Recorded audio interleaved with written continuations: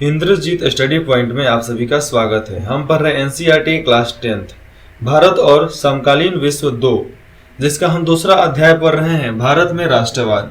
अब जानते हैं कि भारत में राष्ट्र के लिए क्या क्या हुआ, राष्ट्र को पाने के लिए, स्वराष्ट्र को पाने के लिए क्या क्या कितना बलिदान देना पड़ा। चलिए जानते हैं।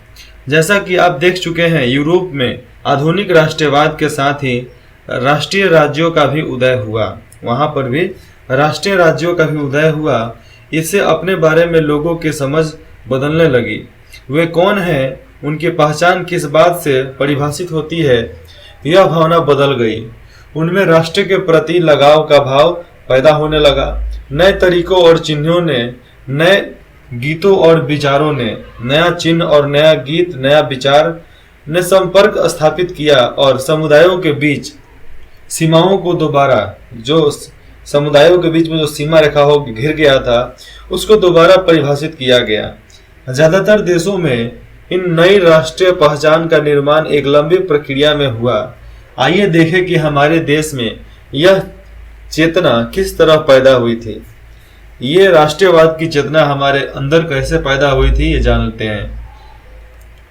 दूसरे उपनिवेशों की तरह भारत में भी आधुनिक राष्ट्रवाद के उदय की परिघटना उपनिवेशवाद विरोधी आंदोलन के साथ गहरे तौर पर जुड़ी गई थी, और उससे ही जोड़ी गई थी इसको भी। अरे गांधी जी हमारे लिए क्या किए क्या नहीं किए वो बात अलग है। अगर गांधी जी को ट्रेन से नहीं फेंका जाता ना, तो गांधी जी देश के लिए कभी नहीं मरने के लिए स्वीकार करते। गांधी जी ने कहा कि तुम हमें ट्रेन से फेंक दिए, हम तुमको इस देश से फेंक देंगे। This is my power, Indian power. तो ये आंदोलन किसके लिए? उपनिवेशवाद के लिए, नौकरी के लिए, बेरोजगारी के लिए, गरीबी खत्म करने के लिए, हजारों लोगों के भूख मिटाने के लिए, हजारों लोगों को अधिकार दिलाने के लिए, सम्मान दिलाने के लिए ये सब चालू हुआ था। औपनिवेशिक शासक, अंग्रेजी शासक, फैक्ट्री वाले शासक के खिलाफ संघर्ष के दौरान लोग आपसी एकता को पहचानने लगे थे। आपस में इन लोगों का प्यार मोहब्बत ज्यादा बढ़ने लगा था। क्या बढ़ने लगा था? प्यार मोहब्बत। उत्पीड़न और दमन के साझा भाव के विभिन्न समूहों को एक दूसरे से बांध दिया गया था, लेकिन हर वर्ग और समूह पर औपनिवेशिक का असर एक जैसा नहीं था। जितने भी औपनिवेशिक समूह हैं उन पर हर एक जैसा असर तो था नहीं, क्योंकि सब अलग अलग थे, अलग अलग लोग भी थे, तो अलग अलग बदलाव भी हो सकते हैं। उनके अनुभव भी अलग थे और स्वतंत्रता के मायने भी विभिन्न थे, मतलब अलग थे। महात्मा गांधी के नेतृत्व में कांग्रेस ने इन समूहों को इकट्ठा करके एक विशाल आंदोलन खड़ा किया था। क्या किया था? एक विशाल आंदोलन खड़ा किया, परंतु इस एकता में टकराव के बिंदु भी निहित हैं और इस एकता के बीच में टकराव भी होते थे।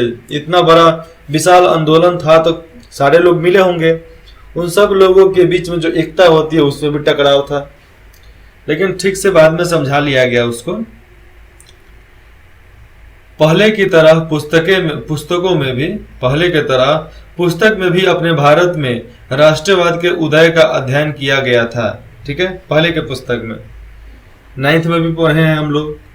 वहां अपने 20वीं सदी के पहले दशक तक की कहानी पढ़ी थी। इस अध्याय में हम 1920 के दशक से आगे पढ़ेंगे।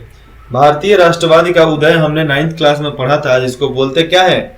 भारत और समकालीन विश्व 1 9th क्लास की किताब में हमने पढ़ा था, और ठीक उसका दूसरा किताब 10वीं में भारत और समकालीन विश्व 2 में पढ़ रहे हैं। अब 1920 के बाद पढ़ेंगे, चाहे उसी से लगे जुगले में। असहयोग आंदोलन तथा सविनय अवज्ञा आंदोलन। सविनय अवज्ञा आंदोलन था कि अंग्रेजों का नौकरी छोड़ डालो, जो अंग्रेजों का काम कर रहे हो मत करो। इसके बारे में पढ़ेंगे। हम ये देखेंगे कि कांग्रेस ने राष्ट्रीय आंदोलन को विकसित करने के लिए किस तरह के प्रयास किए। इस आंदोलन में विभिन्न सामाजिक और समूहों ने किस तरह हिस्सा लिया और किस तरह राष्ट्रवाद ने लोगों की कल्पना को नई उड़ान दी। राष्ट्रवाद जितने भी लोग थे, लोगों की कल्पना को एक नए सिरे से रचने और गढ़ने के लिए निकल गए।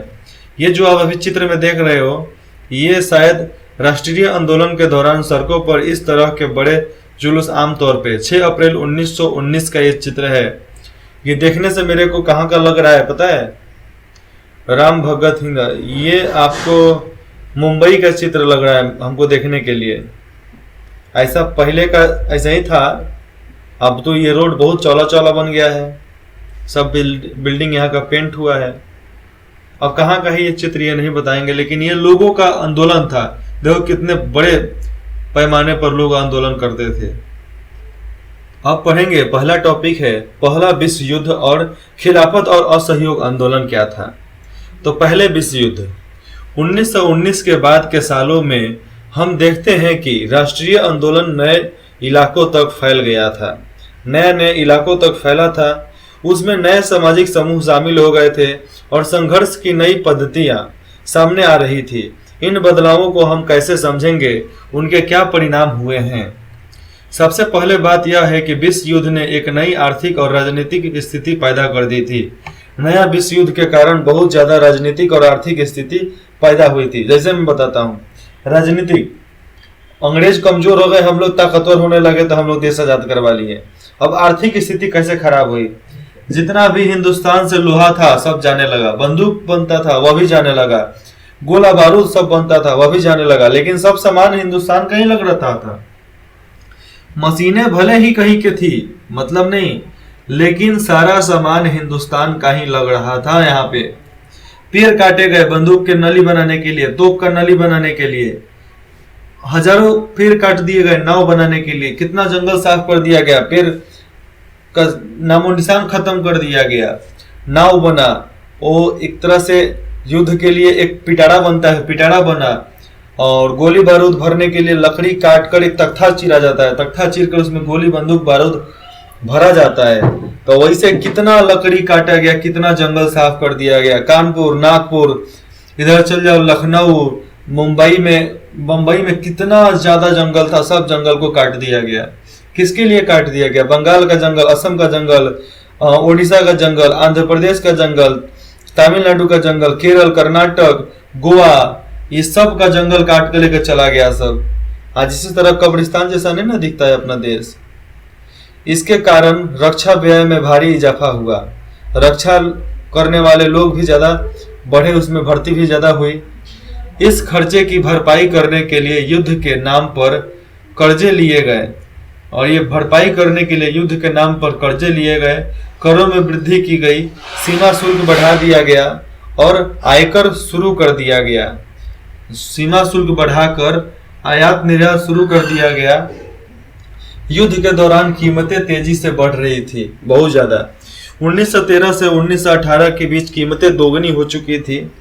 किसी भी कारण को कुछ भी था, कीमत दोगुनी हो चुकी थी, जिसके कारण आम लोगों की मुश्किलें बढ़ गई थी। गांवों में सिपाहियों को जबरन भर्ती किया गया, जिसके कारण ग्रामीण इलाकों में व्यापक गुस्सा था कि हमको नहीं जाना है तो हमको काहे लेके जा रहे हो भैया। 1918 से 1919 और 1920 से 21 में देश के बहुत सारे हिस्सों में फसल खराब हो गई, जिसके कारण खाद्य पदार्थों का भारी अभाव पैदा हो गया। बहुत ज्यादा कमी हो गई खाद्य पदार्थों की। उसी समय फ्लू बीमारी, उसी समय फ्लू की महामारी, एक फ्लू चलता था, एक गांव साफ हो जाता था, तो महामारी फैल गई। 19 से 21 के जनगणना के मुताबिक और दुर्भिक्ष और महामारी के कारण 120 से 130 लाख लोग मारे गए। दुर्भिक्ष का मतलब होता है भूख। तो भूख और महामारी के कारण 120 से 130 लाख लोग मारे गए। लोगों को उम्मीद थी कि युद्ध खत्म होने के बाद उनकी मुसीबतें कम हो जाएंगी, लेकिन ऐसा नहीं हुआ। इस समय एक नया नेता सामने आया और उसे संघर्ष का एक नया ढंग, एक नई तरीका पेश किया। एक नया नेता आया और एक नए तरीके से युद्ध करने के लिए, संघर्ष करने के लिए तरीका सामने रखा हर किसी के। सत्याग्रह के विचार, सत्याग्रह के विचार देख लो आप। महात्मा गांधी जनवरी 1915 में भारत लौटे। इससे पहले वे दक्षिण अफ्रीका में थे।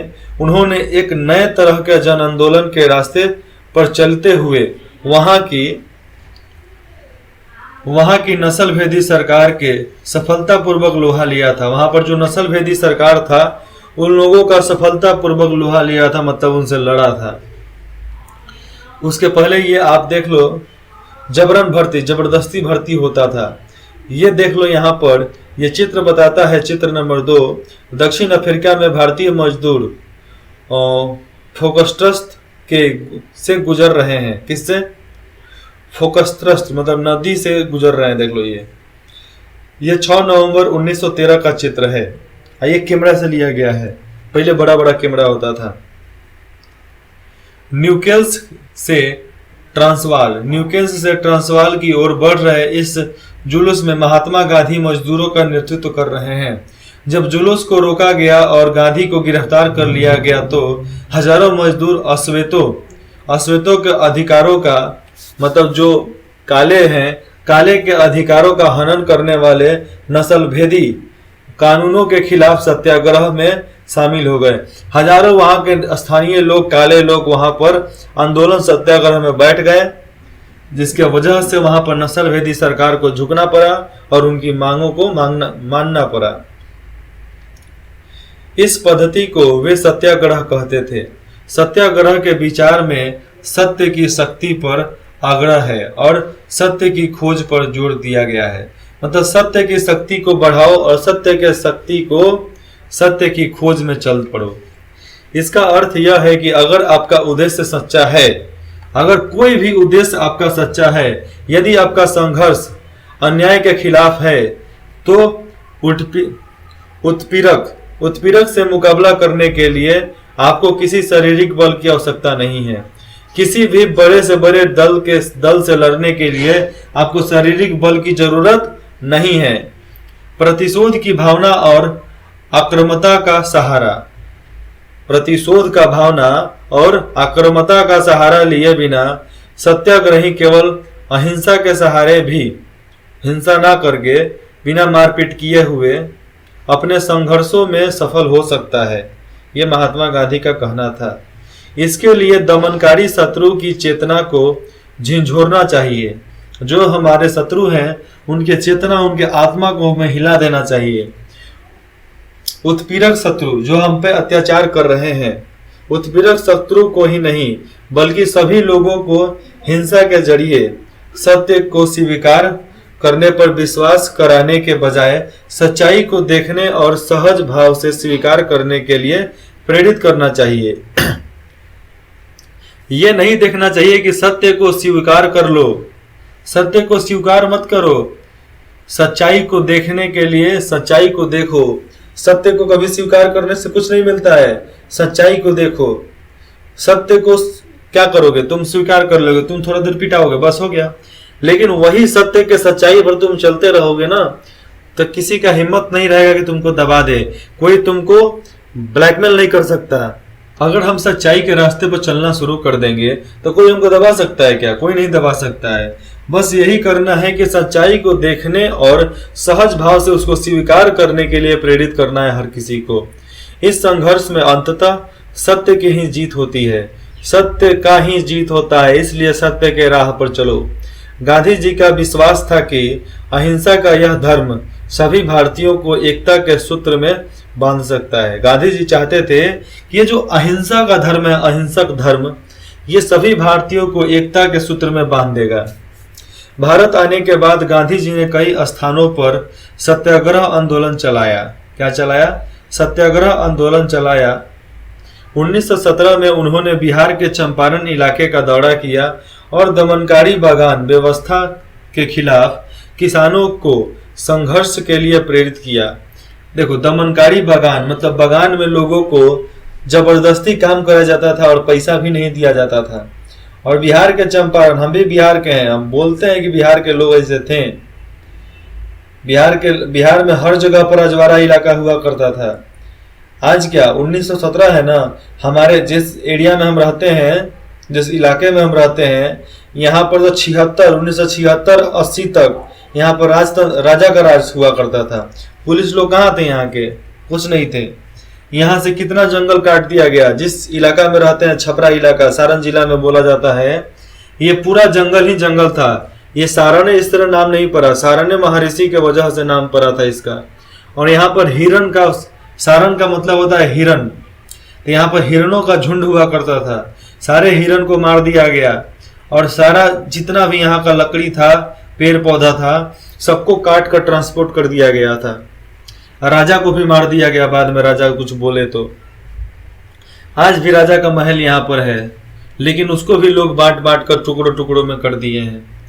1917 में उन्होंने गुजरात के खेरा जिले के किसानों की मदद के लिए सत्याग्रह का आंदोलन चलाया, आयोजन किया उस समय।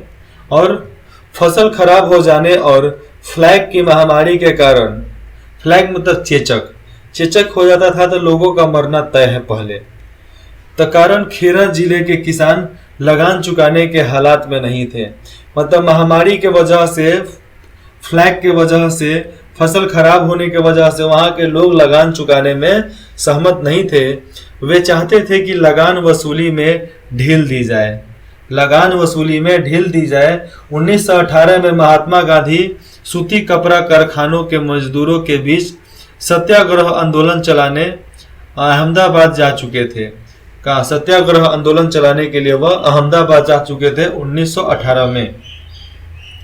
अब है रॉयल एक्ट, इसके पहले मैं ये पढ़ के बता देता हूँ। सत्याग्रह पर महात्मा गांधी के विचार, कि सत्याग्रह का उनका विचार क्या था। कहा जाता है कि निष्क्रिय प्रतिरोध दुर्बलों का हथियार है, निष्क्रिय प्रतिरोध दुर्बलों का हथियार है, लेकिन इस लेख में जिस शक्ति की बात की गई है उसे केवल ताकतवर ही इस्तेमाल कर सकते हैं। यह निष्क्रिय प्रतिरोध की शक्ति नहीं है, इसके लिए तो सघन सक्रियता चाहिए, हर तरफ से आपको उसमें मिलना चाहिए। दक्षिण अफ्रीका का आंदोलन निष्क्रिय नहीं बल्कि सक्रिय आंदोलन था। दक्षिण अफ्रीका का जो आंदोलन था वो निष्क्रिय नहीं था, सामने आकर हुआ था। सत्याग्रह शारीरिक बल नहीं है, सत्याग्रह शारीरिक बल नहीं है। सत्याग्रही अपने शत्रु को कष्ट नहीं पहुंचाता, वह अपने शत्रु का विनाश नहीं चाहता। सत्याग्रह के प्रयोग में दुर्भावना के लिए कोई स्थान नहीं है।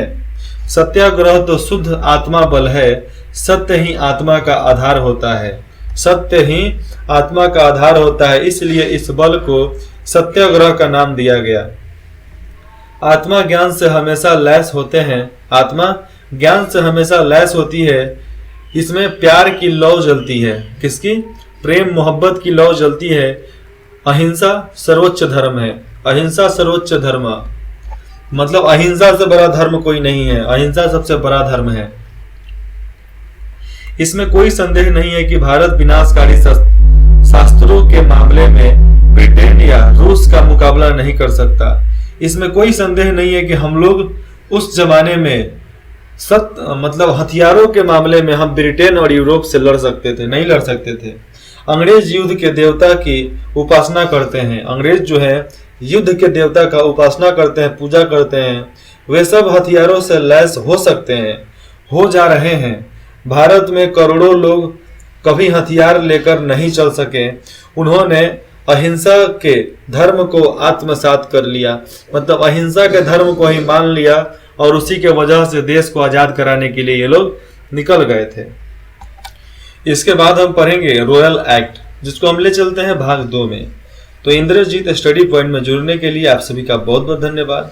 कैसा लगा आप फीडबैक देकर आप बता सकते हैं, और आपको जो भी सजेशन सलाह देना है आप जरूर दें, हमें इंतजार रहेगा आपके कमेंट का। धन्यवाद।